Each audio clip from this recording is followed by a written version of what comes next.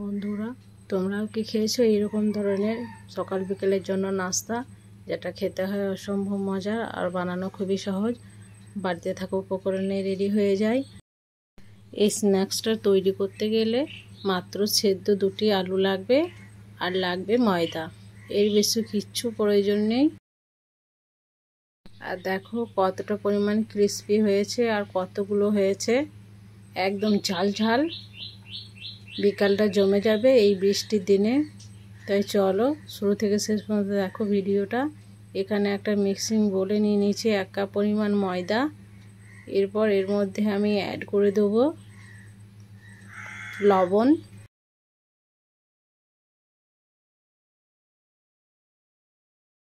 তো লবণটা দিয়েছি আমি স্বাদ মতো। এরপর এর মধ্যে অ্যাড করছি আমি ময়ানের জন্য তেলটা দেওয়ার পর ভালোভাবে হাতে করে আমি মিক্স করে নেব, মানে ময়ানটা দিয়ে দেবো।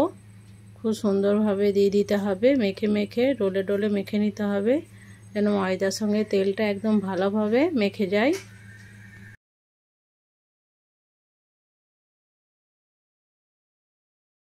এরপর এর মধ্যে অল্প অল্প জল দিয়ে আমি একটা সফট ডো বানিয়ে নেব।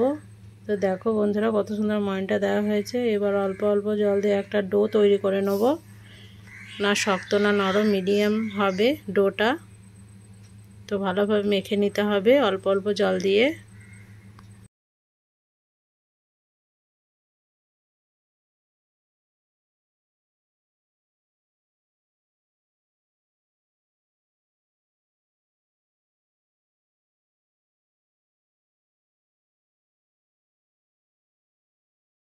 তো ভালোভাবে মেখে নেওয়ার পর ডোটা ঠিক আমার এইরকম ধরনের হবে। দেখো ঠিক এইরকম। তো আরও একবার ভালোভাবে হাতে করে ভালোভাবে মুথে নেব। এরপরে একটা বেলনা চাকি নিয়েছি। এরপর সেই লেচিটাকে আমি যেটা তৈরি করেছি সেটাকে আরও একবার বেলনা চাকির মধ্যে ভালোভাবে হাতে করে মুথে নেব। তারপরে হাতে করে গোল করে প্রেস করে চ্যাপটা করে দেবো। ঠিক এইরকমভাবে করে নিতে হবে, তাহলে রুটিটা খুব সুন্দরভাবে বেলা হবে।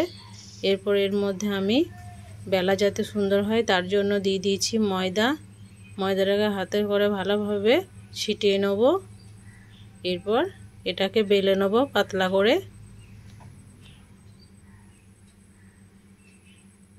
তো গোল করে বেলে নিতে হবে একটু বড় করে।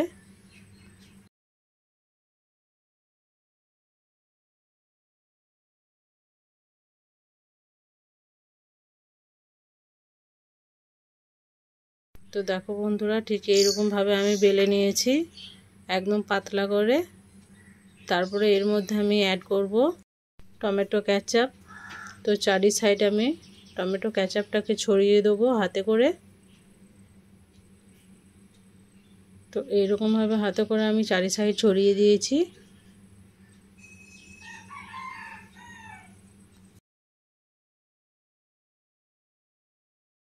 বন্ধুরা এখানে আমি সেদ্ধ আলু হাতে করে ম্যাশ করে নিয়েছিলাম। এর মধ্যে দিয়েছিলাম নুন, লঙ্কার গুঁড়ো, জিরে ধনের গুঁড়ো আর হলুদ গুঁড়ো, আর দিয়েছিলাম একটু চিলি ফ্লেক্স। তারপরে এটাকে ভালোভাবে মেখে নেওয়ার পর এই রুটির ওপরে দিয়ে আমি হাতে করে ছড়িয়ে নিচ্ছি চারি সাইডে। আমার আলু মাখার ভিডিওটা স্কিপ হয়ে গেছে, তাই আমি বলে দিলাম কি কি দিয়েছি এর মধ্যে। নিশ্চয়ই বুঝতে তোমাদের অসুবিধা হবে না। তাই আলুটাকে আমি চারি সাইডে ভালোভাবে ছড়িয়ে দিয়েছি পাতলা করে।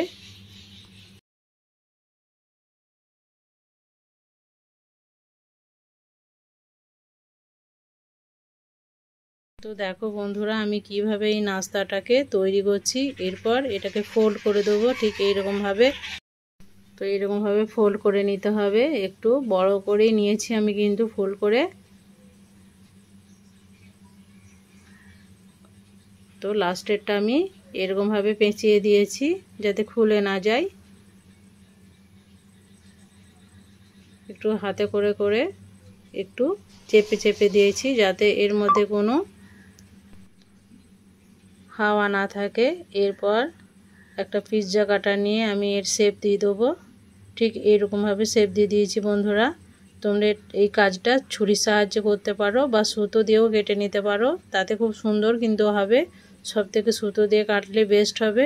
যেহেতু আমার পিৎজা কাটার, তাই আমার কোনো অসুবিধা কিন্তু হয়নি, কিন্তু ছুরিতে লেগে যেতে পারে, তাই সুতো নিয়ে কেটে নেবে।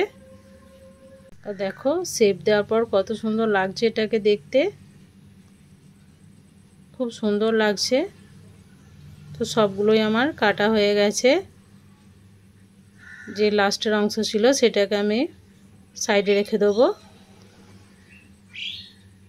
তো এগুলোকে নিয়ে একটু হাতে করে প্রেস করে চ্যাপটা করে দেবো, যাতে আরও সুন্দর লাগে দেখতে জিনিসটা।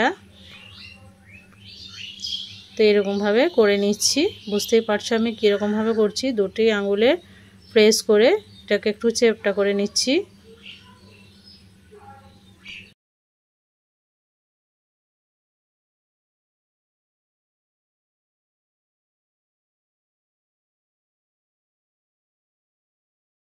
তো সবগুলোই আমার রেডি হয়ে গেছে। এরপর একটা প্লেটের মধ্যে এগুলোকে তুলে নেব।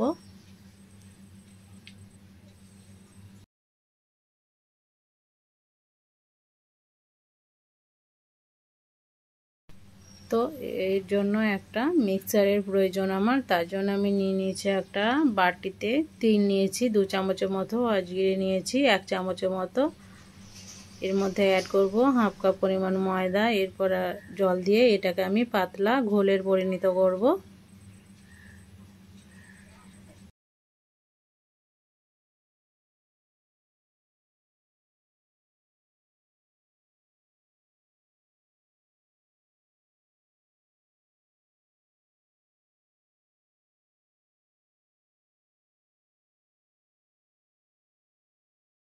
অল্প অল্প জল দিয়ে এটাকে মিক্স করে নিতে হবে।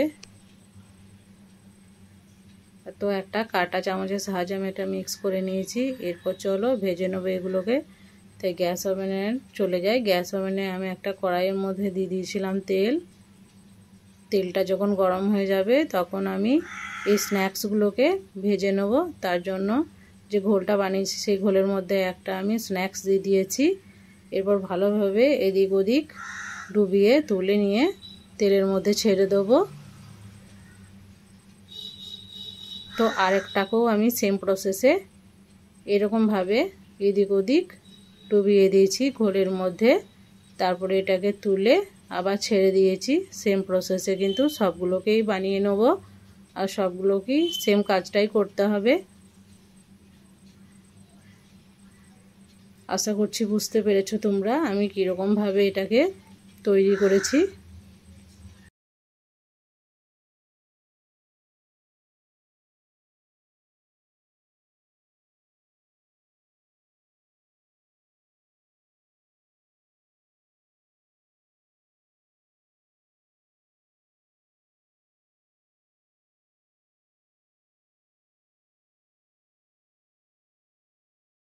সেমভাবে আমি সবগুলোকেই দিয়ে দিয়েছি তেলের মধ্যে। তো একটা কাঁটা চামচের সাহায্যে একটু উল্টে নেব। এক সাইড হয়ে গেলে আর এক সাইড কিন্তু উল্টে নিতে হবে, না হলে পুড়ে যেতে পারে। তাই আস্তে আস্তে আমি উল্টে নেব। খুব সাবধানে কাজটা কিন্তু করতে হবে, না হলে ভেঙে যেতে পারে। তো তিলটা দেওয়ার জন্য কিন্তু দেখতে খুব সুন্দর লাগবে স্ন্যাক্সটা, তার জন্য দিয়েছি। তো বন্ধুরা একটু সময় নিয়ে কিন্তু এগুলোকে ভেজে নিতে হবে লাল লাল করে।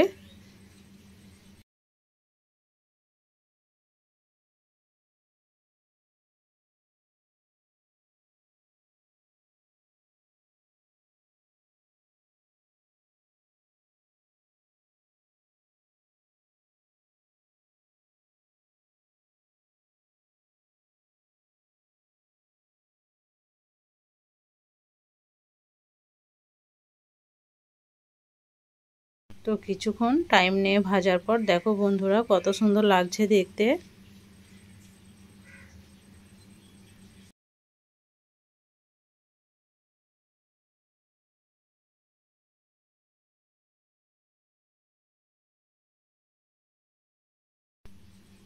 তো ভালোভাবে এ সাইড ও সাইড গোল্ডেন ব্রাউন করে কিন্তু ভেজে নিতে হবে। আর একটু করে নাড়িয়ে দিতে হবে। এরপর এগুলো রেডি হয়ে গেছে। এরপর এগুলোকে আমি তেল ঝরিয়ে তুলে নেব একটা প্লেটে।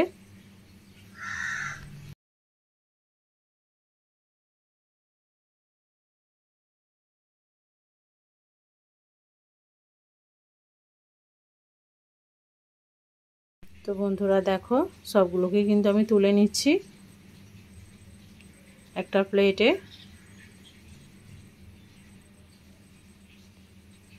তো এরপর এগুলোকে চলো সার্ভ করে দেখাচ্ছি কতটা সুন্দর লাগছে প্লেটে দেওয়ার পর।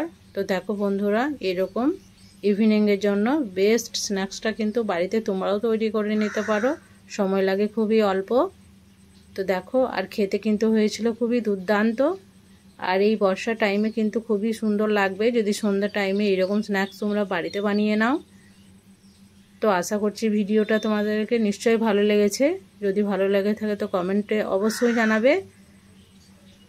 তার আগে আমার চ্যানেলটাকে অতি অবশ্যই সাবস্ক্রাইব করবে, আমার পাশে থাকবে, ভিডিওটাকে ফুল ওয়াচ করবে, অল নোটিফিকেশান অন করবে যাতে আরও নিত্য নতুন ভিডিও তোমাদের কাছে সর্বপ্রথম আগে গিয়ে পৌঁছায়। আর আমাকে সাপোর্ট করবে। তো আজকের মতো বিদায় নিচ্ছি। ভালো থাকবে, সুস্থ থাকবে, আর পরবর্তী ভিডিওর জন্য অপেক্ষা করবে।